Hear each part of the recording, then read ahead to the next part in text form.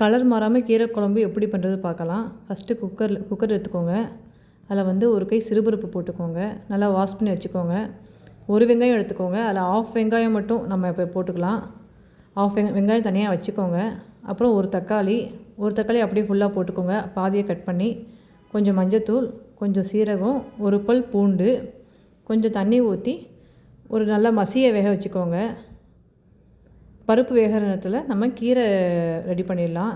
கீரை வந்து ஒரு கடாயில் எண்ணெய் ஊற்றிக்கோங்க. எண்ணெய் ஊற்றிட்டு கொஞ்சம் நம்ம ஆஃப் வெங்காயம் கட் பண்ணி வச்சுருந்தோம்ல, அந்த ஆஃப் வெங்காயத்தை போடுங்க.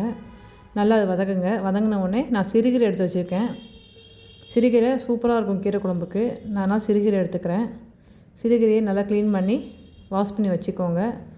கீரை குழம்பு பண்ணும்போது குக்கர்லேயே எல்லோரும் கீரையை போட்டு வேக வைப்பாங்க. அந்த மாதிரி பண்ணக்கூடாது. கலர் மாறிடும் கீரை வந்து. இந்த மாதிரி பண்ணும்போது கீரை குழம்பு வந்து கீரை கலர் மாறாது. ரெண்டாவது கீரை வேக வைக்கும்போது நம்ம மூடி போட்டு வேக வைக்கக்கூடாது. இது மண்சட்டியில் வேக வச்சா இன்னும் டேஸ்ட் நல்லாயிருக்கும். என்கிட்ட மண்சட்டி இல்லாதனால நான் கடாயில் பண்ணுறேன். கீரை, கொஞ்சம் சீரகம், ஆனியன் போட்டுட்டோம். நம்ம கொஞ்சம் உப்பும் போட்டுக்கலாம். கொஞ்சமாக உப்பு போட்டுக்கோங்க. ரொம்ப உப்பு போடாதீங்க. தேவைன்னா கடைசியில் போட்டுக்கலாம்.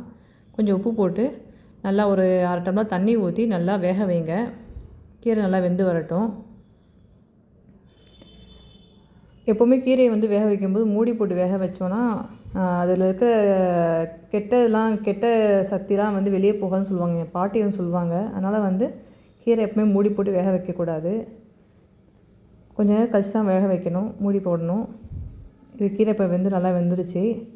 நான் மண்சட்டியில் பண்ணிங்கன்னா நல்லா கடையலாம். நம்ம வந்து மத்து வச்சு நல்லா கடையலாம். நான் மண்சட்டியில் பண்ணாதனால மிக்சியில் அரைச்சிக்கிறேன். கீரையை வந்து நல்லா ஆறுனதுக்கப்புறம் மிக்சியில் ஒரு பல்ஸ் கொடுத்தோன்னா நல்லா நைஸாக அரைஞ்சிடும். பாருங்கள், பருப்பு நல்லா வெந்துருச்சு, மசியை வெந்துருச்சு.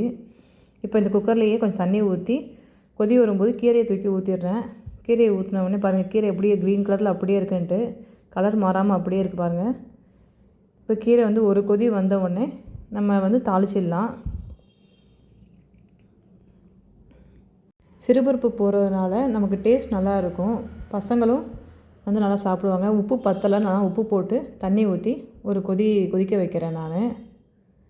இது வந்து மதியானம் ரைஸ்க்கு சூப்பராக இருக்கும். Lunch box recipe. அப்புறம் அப்படியே கடாயில் நான் வந்து கீரை வேக வச்சேன்ல, அதே கடாயில் எண்ணெய் ஊற்றி தாளிச்சிக்கிறேன். எண்ணெய் ஊற்றி கடுகு உளுந்தம் பருப்பு, கொஞ்சம் கருவேப்பிலை, காரத்துக்கு வத்தல் எல்லாம் போட்டு நான் தாளிச்சிக்கிறேன்.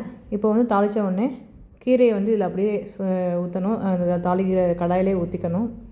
அது நல்லா கொதித்து வந்த உடனே கீரை குழம்பு ரெடி. நீங்களும் இதே மாதிரி பசங்களுக்கு கலர் மாறாமல் கீரை குழம்பு செஞ்சு கொடுங்க. ரொம்ப டேஸ்டியாக இருக்கும். ட்ரை பண்ணுங்கள். பாய். பிடிச்சிருந்தா லைக் பண்ணுங்கள், ஷேர் பண்ணுங்கள், சப்ஸ்கிரைப் பண்ணுங்கள். மறக்காமல் பெல் பட்டனை கிளிக் பண்ணுங்கள். பாய். நெக்ஸ்ட் வீடியோவில் பார்க்கலாம்.